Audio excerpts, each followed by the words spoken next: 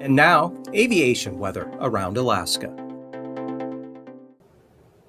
Well, thanks for watching today's Flying Weather edition here. We'll start off with flying weather for tomorrow. And a system coming up into south central Alaska, pushing a lot of IFR and moisture across the Gulf of Alaska, up to the North Gulf Coast, and into the extreme northern panhandle. Stays VFR central and southern areas down to Dixon Entrance. And north of the Alaska Range over the eastern interior, Tanana Valley up to the Yukon Flats. Good VFR there. IFR along the Brooks Range, central and western Brooks Range. And also here along the Nulato Hills, either side there from Koyuk on down a little farther to the south. And marginal VFR for the Bering Sea, so not too bad there.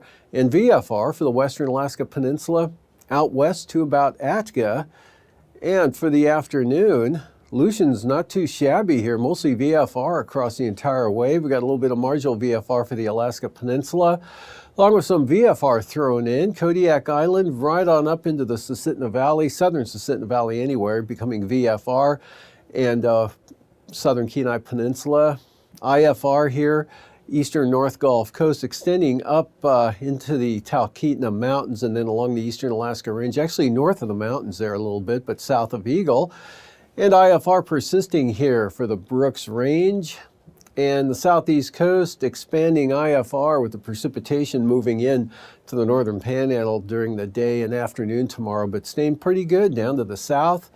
And the Bering Sea mostly marginal all the way up into the Chukchi Sea, as well as the Arctic Ocean.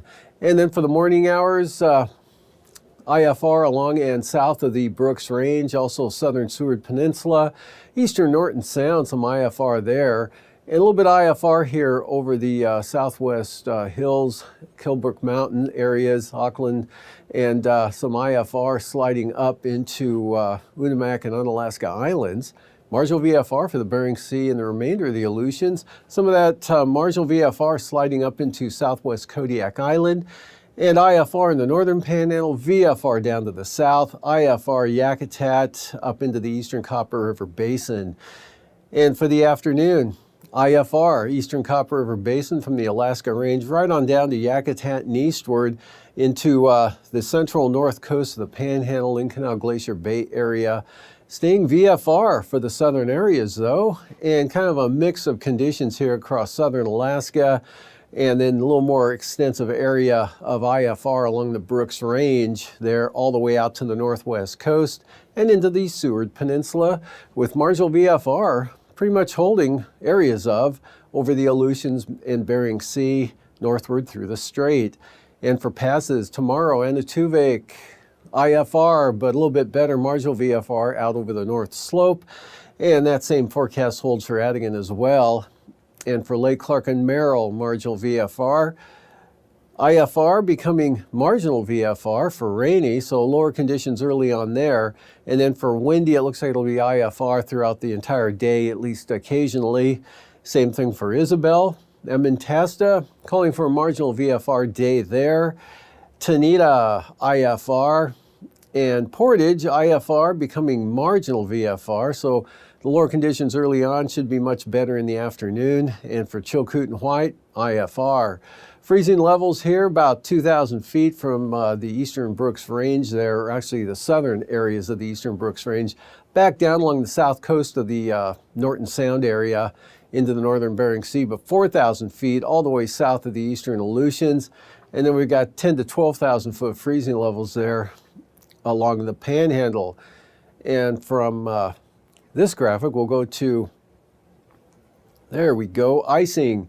3 areas of potential icing going on here up over the north slope from the eastern Arctic coast back out toward Kivalina. Could be some isolated moderate rime icing there. Also an area of isolated moderate possible here through the central interior back out to the southwest coast. And the third area increasing with the next moisture field coming into the western Aleutians there. And from there, taking a look at the jet stream, 33,000 foot wind flow chart. We've got a big trough out here over the Bering Sea, keeping the Pacific jet just south of the Aleutians, just grazing the Adak-Atka area with about 100 knot winds. And then this big ridge of high pressure shifting off to the southeast, southwest winds up to 145 knots. They're blowing right across Kodiak Island, through Cook Inlet, south central Alaska, up into the eastern interior, and then on into the Northwest Territories of Canada.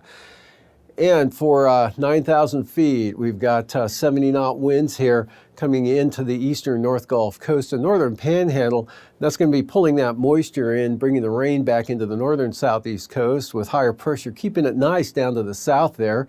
Otherwise, as that strong low here pulls off to the northeast there across the Arctic Ocean to just west of Banks Island, strong winds will be persisting through the day, at least into the afternoon there for the eastern Arctic coast and the Brooks Range area. 55 to 60 knots there, 40 knot winds back into the Kobuk Valley. Otherwise, westerlies at about 40 knots or so out over the Aleutians.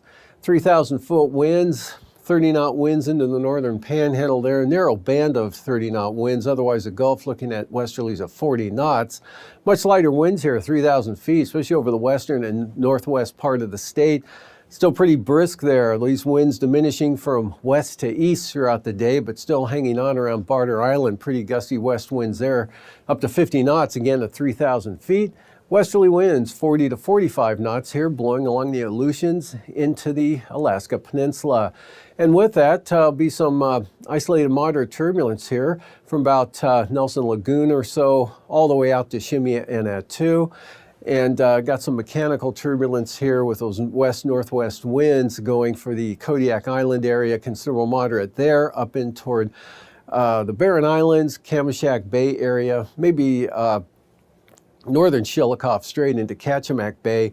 And then on those strong west winds, look for considerable moderate turbulence there for the eastern Arctic coast. But again, that improving from west to east through the day.